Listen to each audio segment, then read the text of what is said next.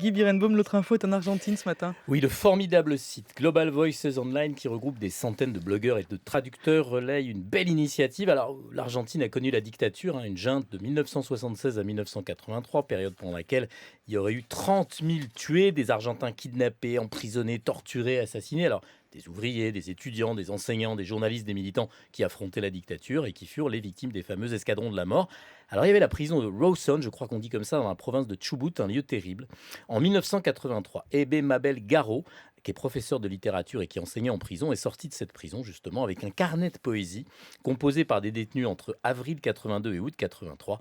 40 ans après le coup d'État de 1976 mené par Jorge Videla, commandant en chef de l'armée, ces poèmes ont été publiés, mais beaucoup, Fabienne, restent anonymes, sans nom d'auteur. Alors un réseau d'organisations nommé Cosecha Roja, Moisson Rouge, a initié une campagne pour tenter d'en retrouver les auteurs. Et alors, comment pense-t-il y arriver? Alors, je rappelle d'abord qu'il était interdit d'écrire en prison. C'est ce qui fait des poésies de Robson des témoignages bouleversants qui disent l'obscurité, la faim, la solitude, la colère, l'espoir aussi.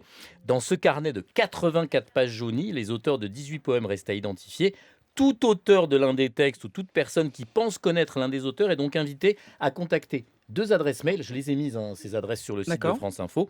Ce serait quand même formidable qu'on retrouve le nom des auteurs de ces poèmes de captivité. Et pour finir, parce que j'évoque là la dictature, je voudrais en profiter pour glisser un petit message. Allez-y. J'entends, je vois, je lis sur le web, sur les réseaux sociaux, parfois même dans nos rues, des gens furieux en ce moment des politiques menées en France qui utilisent, qui usurpent, qui galvaudent le mot dictature. On parle même d'état policier chez nous. Alors il y en avait sous la présidence de M. Sarkozy, il y en a avec François Hollande. Je leur conseille à tous, pour se calmer un peu, ça va leur faire beaucoup de bien, d'aller regarder ce que c'est que des poèmes écrits en prison, sous la dictature. Ils verront un peu mieux que nous ne sommes pas du tout en dictature. Voilà, et rien à ajouter. Guy Birenbaum, merci beaucoup.